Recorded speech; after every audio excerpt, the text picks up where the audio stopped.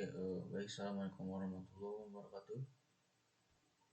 Perkenalkan, nama saya Adi Maulana, kelas manajemen 20E.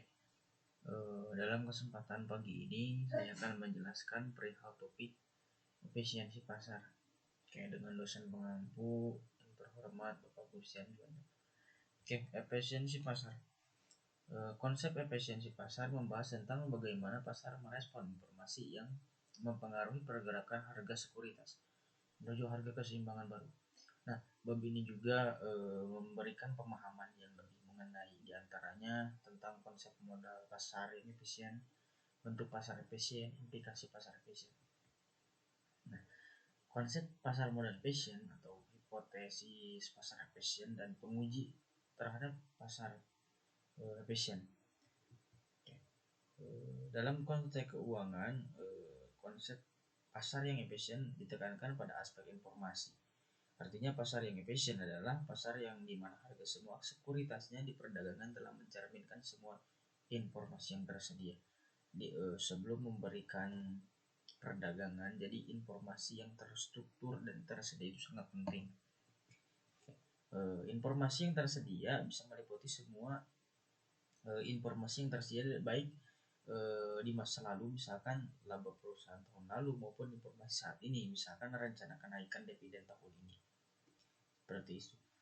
Nah, konsep tersebut menyeratkan adanya suatu proses penyesuaian harga sekuritas menuju harga keseimbangan yang baru sebagai respon atas informasi baru yang masuk ke pasar.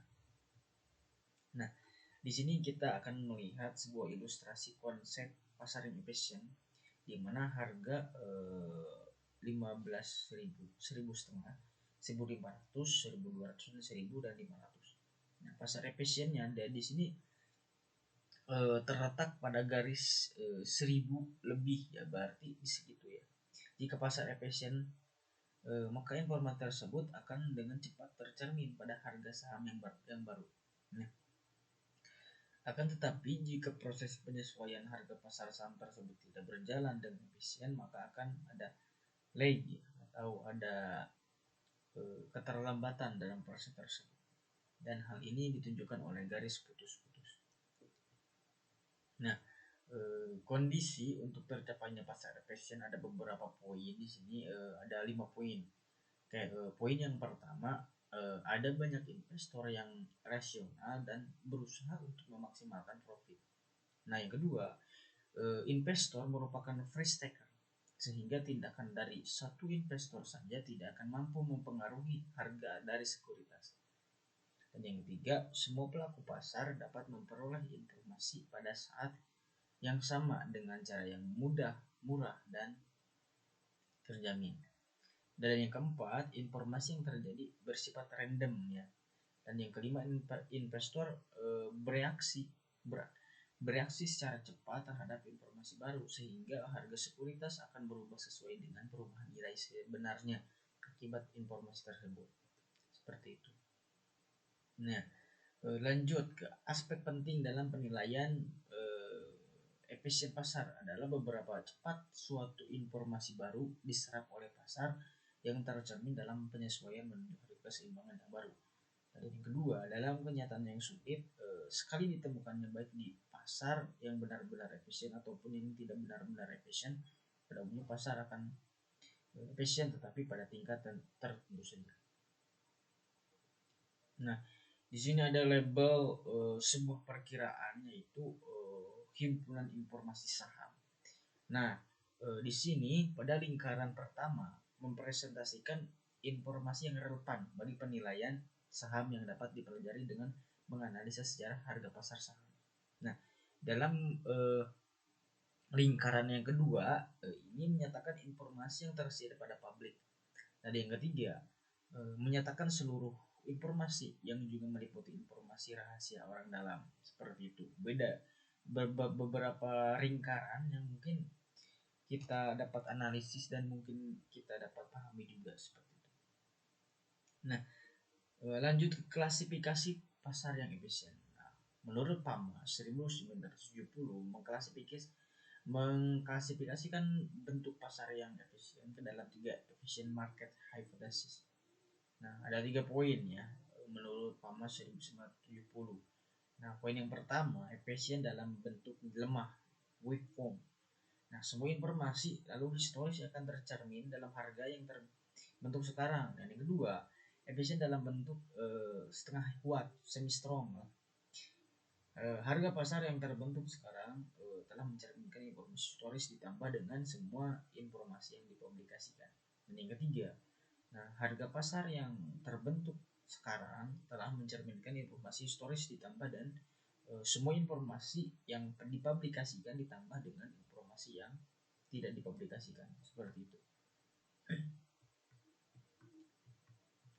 Oke, lanjut ke jika pasar. Nah, mean and just returns. Nah, jika pasar adalah efisien dan return saham bervariasi secara random, nah di sekitar nilai sebenarnya atau true value, maka rata-rata return sekuritas yang dihitung dari periode sebelumnya dapat digunakan dengan return harapan. Formulanya adalah sebagai berikut. Nah, ini ada merupakan rumusnya AR I, T sama dengan R I, T dan selanjutnya. Nah, dalam hal ini yang berarti AR 1, T return tak normal sekuritas pada I pada hari T. Nah, seperti itu. Return aktual sekuritas I pada hari T. Nah, salah satu teknik untuk menghitung return tak normal adalah dengan menghilangkan pengaruh pasar terhadap return harian sekuritas. Nah, yang kedua, return tak normal dihitung dengan mengurangkan return pasar pada hari T dan return saham seperti ditunjukkan pada persamaan berikut. Seperti itu. Oke, kita lanjut ke pola return sekuritas. Nah, sejumlah penelitian telah menunjukkan adanya suatu pola dalam sekuritas. Nah, di sini kita lihat beberapa pola dan presentasi yang berbeda-beda. Nah, pola harian Gibbon dan His ya, 1981 menyatakan menemukan bahwa return pada hari Senin akan lebih rendah dibandingkan dengan hari lain karena bursa saham Europe ya. Pada bulanan January Effect. Nah, bahwa pada bulan Januari terdapat return yang lebih tinggi dibandingkan dengan bulan-bulan lainnya dan ini biasanya terjadi pada saham yang nilai sahamnya kecil atau small stock. Nah, pada pasar efisien, pola sesional tersebut harusnya tidak terjadi. Investor yang melihat adanya return yang tinggi di bulan Januari akan mulai melakukan pembelian di akhir bulan Desember untuk mendapat return tak normal.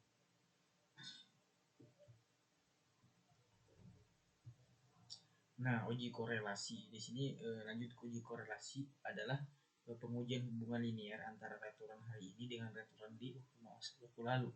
Semakin tinggi korelasi antara return masa lalu dengan return saat ini, maka semakin tinggi kemampuan return masa lalu tersebut untuk memprediksi return masa depan. Nah, rantes yang kedua. Rantes ini adalah perubahan harga ditandai dengan plus. Ya. Bila terjadi kenaikan harga, bila terjadi penurunan 0, bila terjadi tidak perubahan seperti urutan tanda yang sama di antara tanda yang berbeda disebut dengan run. Misalnya perubahan harga sebuah sekuritas adalah plus min plus kosong. Dalam contoh tersebut terdapat 4 run seperti itu. Dan yang ketiga filter test.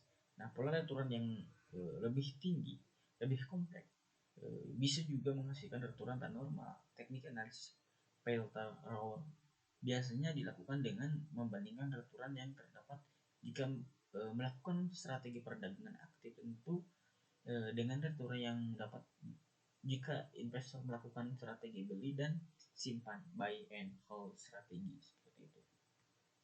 Nah, yang keempat relative strength.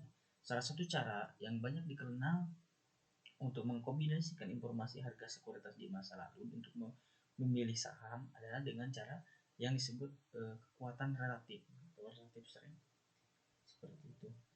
Memprediksi return dari rata-rata dari data ya, memprediksi return dari data yang di waktu lalu atau jangka panjang. Nah, ada beberapa pendapat juga. Selanjut ke hubungan, peraturan, dan karakteristik perusahaan. Ada 2 poin.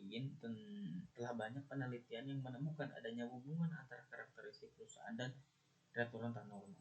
Yang kedua, beberapa karakteristik tersebut antara lain ukuran atau size, nilai pasar dibagi dengan nilai buku atau market to book value, dan dividen bagi dengan harga saham earning price. Seperti itu. Nah, di sini kita lihat juga hasil studi BASU ya, ditunjukkan secara sederhana pada gambar berikut. Ada rating 20%, 15%, 10%, 5%. Nah, penelitian yang mengamati dampak dari pengumuman informasi terhadap harga sekuritas sering disebut dengan event studies. Nah, penelitian event studies umumnya berkaitan dengan seberapa cepat suatu informasi yang masuk ke dalam pasar dapat terjadi pada harga saham. Ya, metodologi studi peristiwa. Nah, di sini ada beberapa poin, ada 3 poin yang harus saya sebutkan. Yang pertama, mengumpulkan sampel berupa perusahaan-perusahaan yang mempunyai pengumuman yang mengejutkan pasar event. Nah, yang kedua, mengidentifikasi hari pengumuman atau event. Yang ketiga, menentukan periode analisis. Nah, periode analisis dibagi menjadi 2. Nah, periode estimasi untuk menghitung returan yang diharapkan, dan yang kedua periode pengamatan atau jendela untuk menghitung returan aktual yang tak normal. Seperti itu. Nah, dan yang keempat, menghitung returan aktual masing-masing sampel setiap hari selama periode pengamatan. Dan yang kelima, menghitung returan tak normal. Dan yang keenam, menghitung rata-rata tak normal semua sampel setiap hari. Nah, seperti itu. Nah, terkadang juga returan tak normal harian tersebut digabungkan untuk menghitung returan tak normal kumulatif semua selama periode tertentu. Dan yang kedelapan, menghitung returan aktual masing-masing sampel di setiap hari selama periode pengamatan. Nah, seperti itu. Yang terakhir, implikasi pasar modal passion. Nah, belum semua kaum praktisi pasar modal bisa menerima konsep mengenai pasar efisien.